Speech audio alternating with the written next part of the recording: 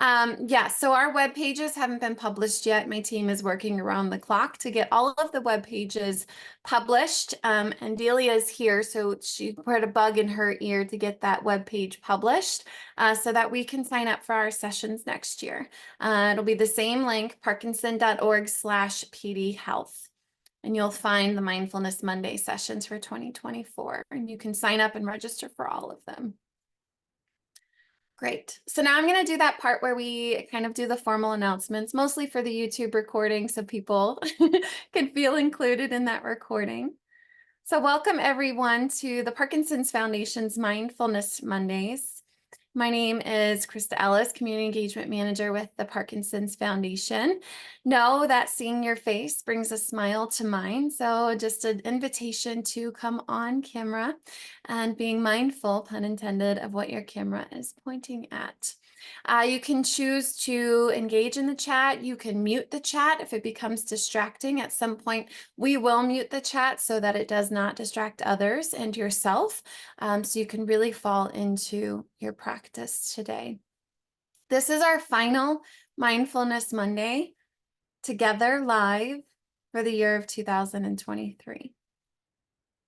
Wow. I will record a New Year intention setting session for us that you'll receive in an email. If you don't see that email, it will be posted on our YouTube channel, so you can look out for that in the new year. Our next live session will be on January 8th. So there's some time here, y'all. We're not going to see each other for a little while. So mark your calendars and just be aware that we won't be seeing each other until January 8th. During this week's Wellness Wednesday, the Parkinson's Foundation will reveal our newest resource, a new and improved hospital safety guide. During this program, we will review My 5 Parkinson's Care Needs, the resources built into the guide, and we'll also hear from community volunteers from both personal and professional experience navigating hospital visits. So we can find out more and register for our event at PD Health, parkinson.org/PD Health. And this Thursday is our final webinar for veterans living with Parkinson's disease.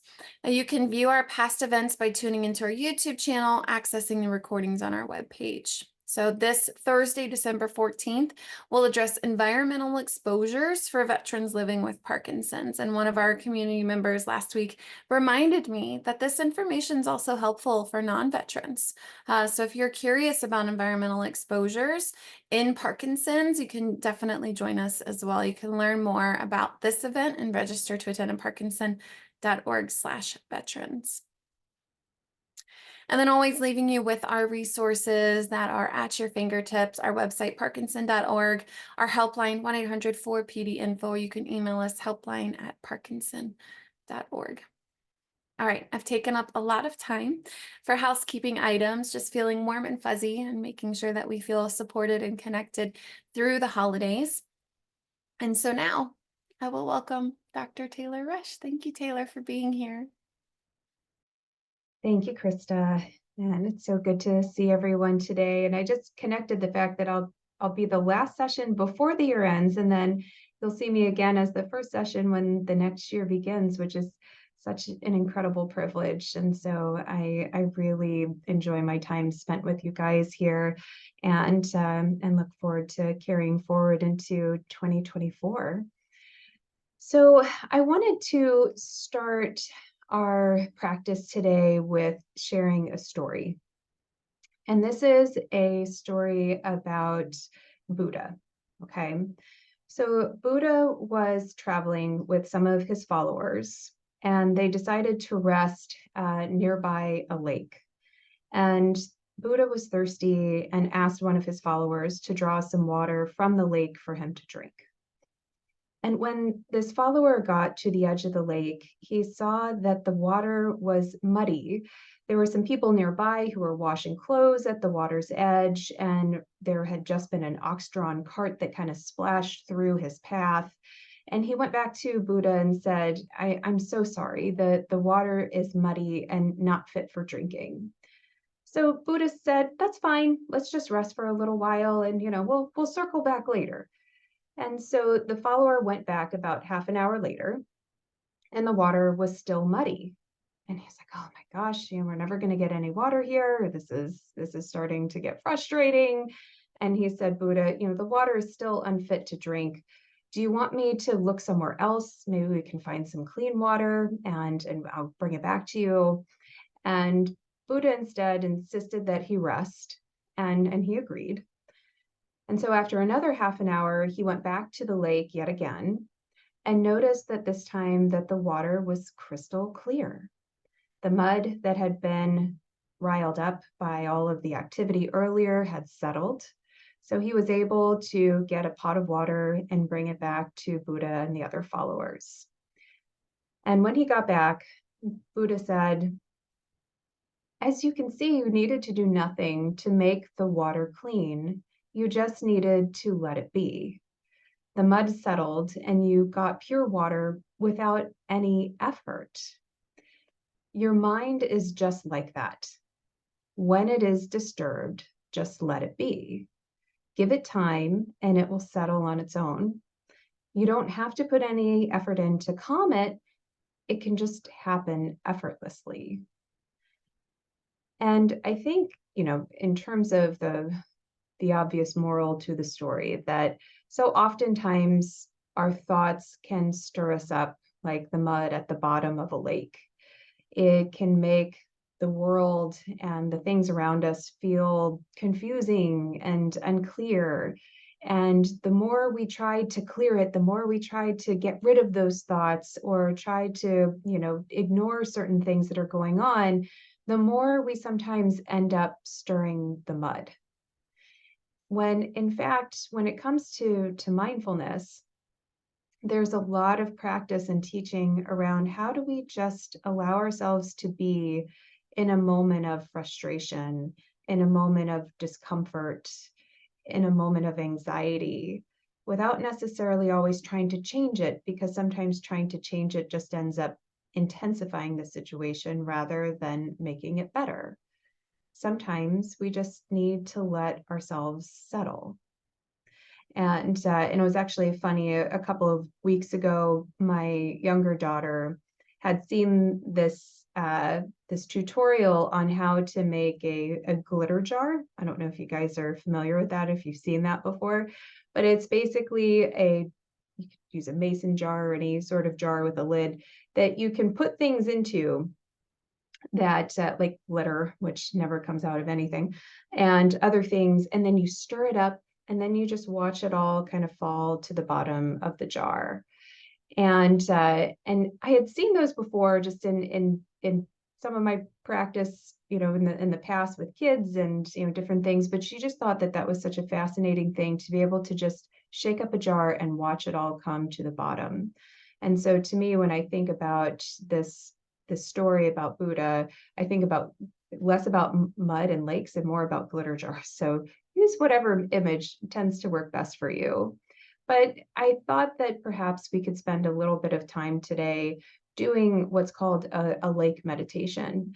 And this is an adapted meditation from John Kabat-Zinn, who is considered sort of the modern father of mindfulness-based stress reduction, who got his start out at the University of Massachusetts and has written prolifically on mindfulness as a secular practice, and done a ton of research. So he has a lake meditation that I thought we could try a practice of today. So for those moments when we feel unsettled and the dust or the mud or the glitter is all riled up, how can we allow ourselves to just be in that moment and settle, despite the fact that sometimes it's hard and it can feel kind of overwhelming or frustrating.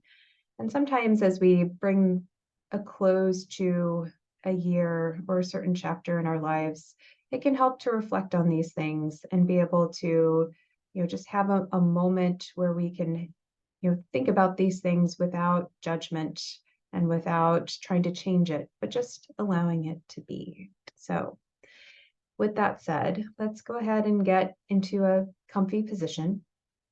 Whatever works best for you. If you would like to sit, if you would like to recline, whatever feels most comfortable to you today in this moment. You can close your eyes, you can keep them open.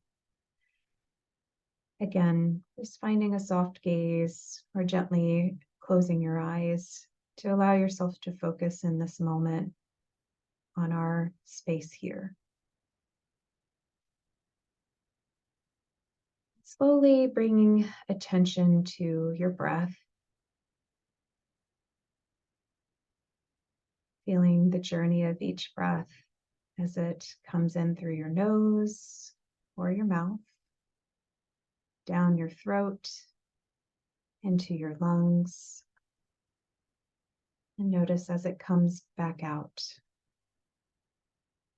Not trying to change it or optimize it, just noticing the natural rhythm of your breath.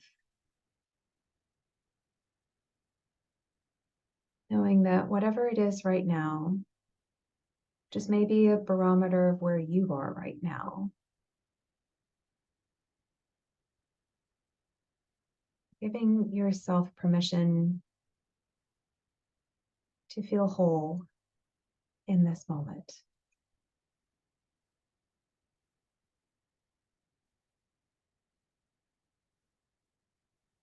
And as you rest here, slowly imagining an image of a lake forming in your mind's eye. It can be large or small. Noticing it being held in a basin by the earth itself.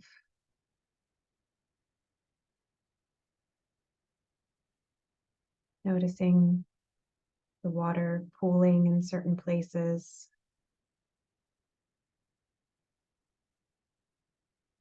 Giving it more detail as to its shape and surroundings.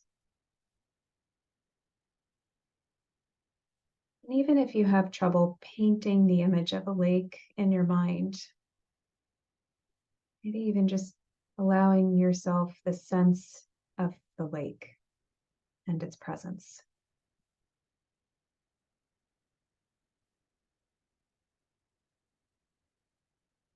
The lake that you see may be deep or shallow,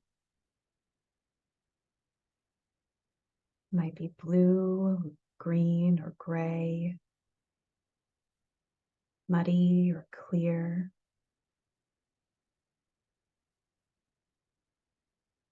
It may be completely placid and flat, almost like a mirror, reflecting trees, sky.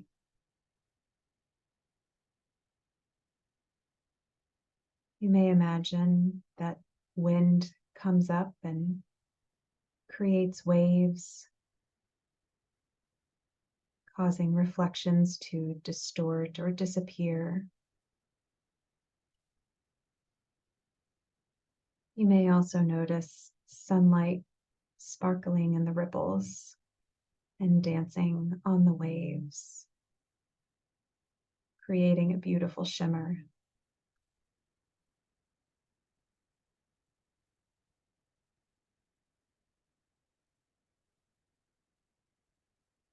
You may imagine the lake at night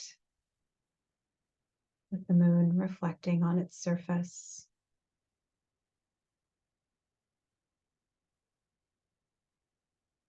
Or you may even imagine a lake in the winter when it's frozen, but still very much full of movement and life below the surface.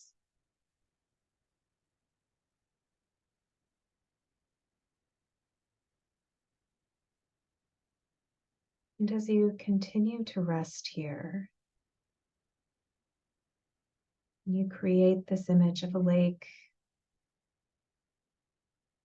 Allow yourself, when you feel ready, to bring it inside yourself completely.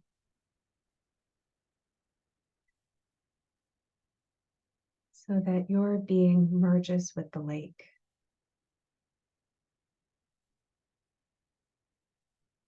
so that your energy in this moment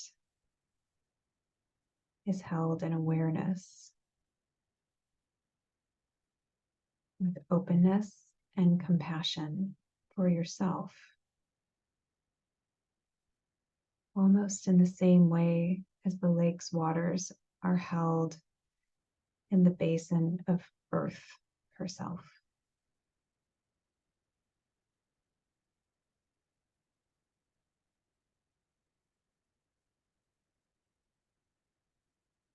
Imagine breathing as the lake.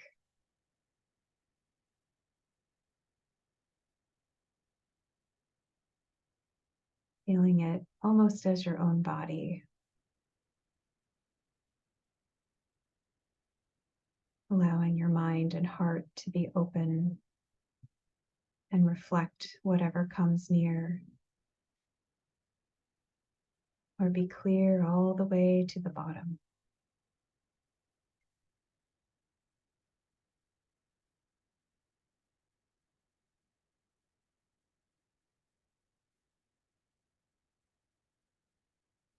Experiencing moments of complete stillness. Everything is smooth and clear. And then other moments where perhaps the surface is choppy or stirred up. But through it all, you remain here, simply observing the play of your own mind and heart,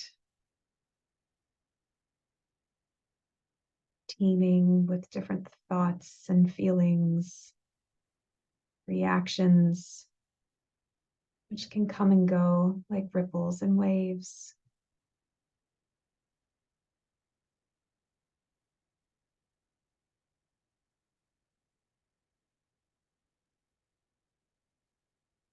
When you come into contact with them, just feeling these various changing energies that play on the lake, whether it's the wind, the waves, lights, shadows, reflections.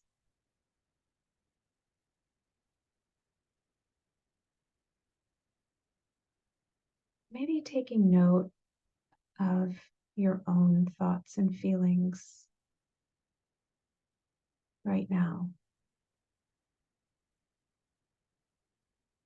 Do they maybe disturb the surface and clarity of your mind's lake? Do they muddy the waters?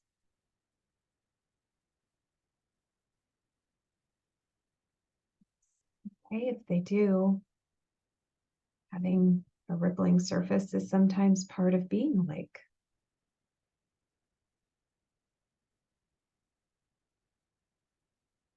And sometimes, even though the surface may ripple, you can feel the stillness below the surface.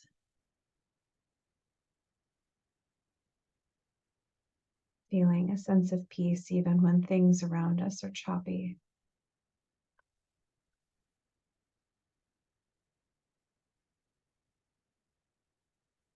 And in the same way, in your own meditation and in your own life,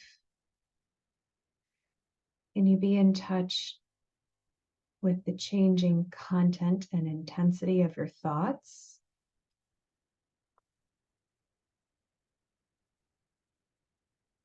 Your own awareness?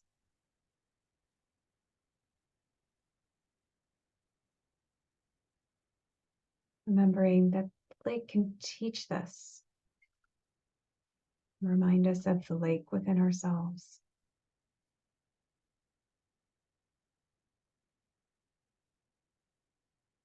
And at times when things may feel overwhelming or muddy,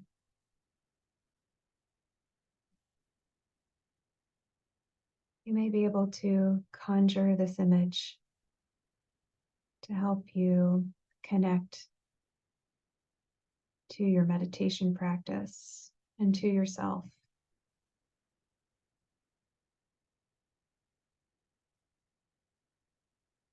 being able to dwell here in the stillness of the moment.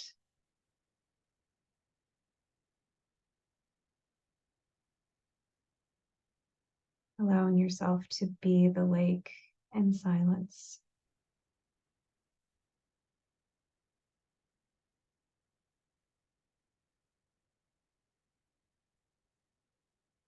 Noticing the ripples as they come and go with your thoughts and emotions.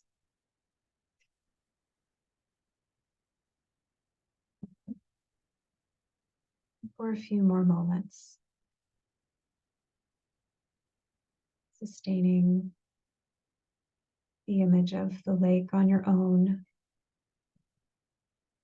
allowing yourself to be with it in moments of turbulence and moments of peace, allowing it to just be.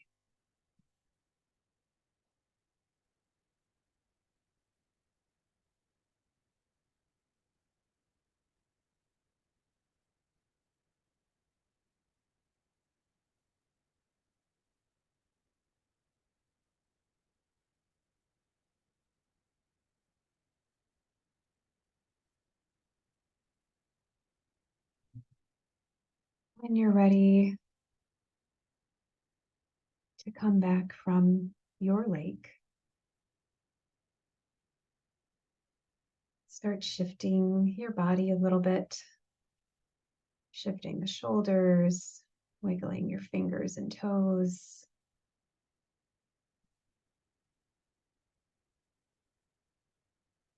Opening or refocusing your eyes if the time feels right. Coming back to our virtual room here when you're ready.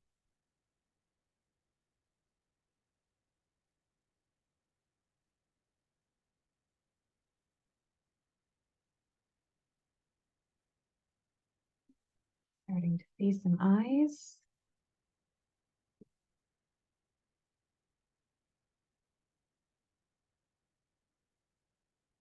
As you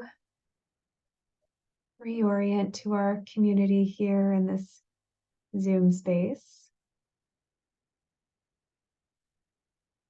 would anyone care to share in the chat how this experience resonated for you?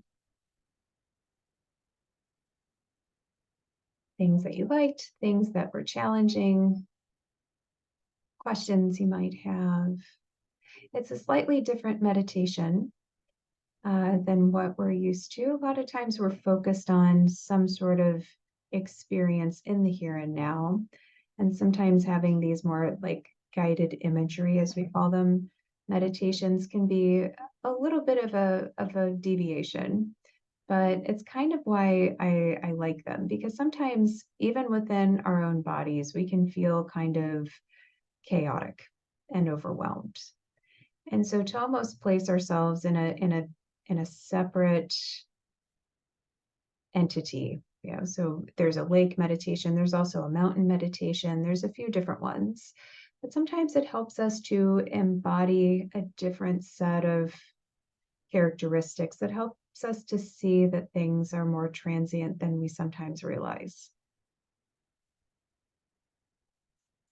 So far we've gotten, let's see, someone says it was very calming. It said feeling grateful to feel my feelings. Isn't it interesting how sometimes that happens where we are so caught up in the daily automatic processes, the routine, the things we need to do, all the check boxes. I was having one of those mornings myself even, and I think Krista was hoping I would show up on time because I think from the time I hit the floor this morning, it's just been one thing after another. And even for me to be able to have this moment to feel my own feelings of, oh gosh, yeah, this has been stressful and I've had an overwhelming day so far and it's Monday and sometimes that happens. And just being able to even do this with you guys helped me to get in touch with that, and that I can take a breath too. And so someone said, very, very relaxed, relaxing, calm. Nancy said, water always brings me peace and calm. I sleep to the sound of ocean waves. Uh, for many people, there is a sense of peace that comes with bodies of waters. If it's the ocean or a lake or a river, or even, just small sources of water, they can be incredibly soothing. Sandy said, it brought me back to some fun times with my family fishing on a favorite lake. So sometimes we can have things in mind, in particular, a certain lake or certain image, a thing that conjures warm feelings for us or positive memories. Steve said, got into a deep calmness and nearly slid out of my chair. So just, make sure you're always positioned in a good way, because you just never know when that may happen. And it looks like Krista posted a link to John Kabat-Zinn's website, and he has a lot of wonderful information and resources on there, including some of his meditations. And someone said, best part was visualizing the deepness and stillness of the water, even with some pretty significant ripples on the surface. And so, and then Krista luckily answered someone's request for please send us the name of the meditation person. So yes, so John Kabat-Zinn, very prominent individual in the mindfulness community, and has written several wonderful books. I mean, I keep one literally right here at my desk, so Full Catastrophe Living, that I reference quite often. And I actually have a coworker who will sometimes use my office when I'm not here, and she's like, "Gosh, every time I open this book, there's something in there I can use for therapy or for myself." And so it's a fantastic book if you haven't seen it. And then Shar said, water is very calming. Susan said, I enjoyed it very much, but had to fight to stay in the lake. My mind kept getting distracted. And Susan, I think more people than not would raise their hand when they would say that they would feel the same way. It can be really hard to sometimes stay in this place that you create. And, with time and practice, it gets easier. Definitely not ever effortless, I think, at least in my 15 years of experience. But I think that it definitely, some days are going to be easier than others. Some days there are 1,000 things attracting your attention and demanding it all at once. And then other days, it becomes a little bit easier to be in the lake. And Mindy said, Tara Brack's website and books are also lovely. Yes. So she wrote Radical Acceptance, which is a phenomenal book, as well as several others. So she's also someone who has written prolifically on the topic of mindfulness, acceptance, as well as self-compassion. And Krista quoted John Kabat-Zinn with just this moment, just this breath, just this sitting here, just this being human, just this, just this. I think there's so much that it sounds so simple, to just be here, when in fact, when we then immerse ourselves in some of these practices, realize just how hard it is to just be here from time to time. So I think we are up on our time, and I've even borrowed a little extra of your afternoon. So thank you all so much for being here today, and allowing me to practice with you. And I hope everyone has a restful remainder of the year. And I greatly look forward to seeing you at the start of our next year. Thank you, Taylor. And yes, Tara Brach is an absolute outstanding author as well. So I encourage you both all of you to explore the publishings of John Kabat-Zinn and Tara Brach. It's really, really supportive and moving work if you're looking to dive deeper in the subject of just this. All right, everyone, until so soon, be well. May you be present And may you sprinkle in a little bit of wild nature in the next couple of weeks. We'll see you guys again soon.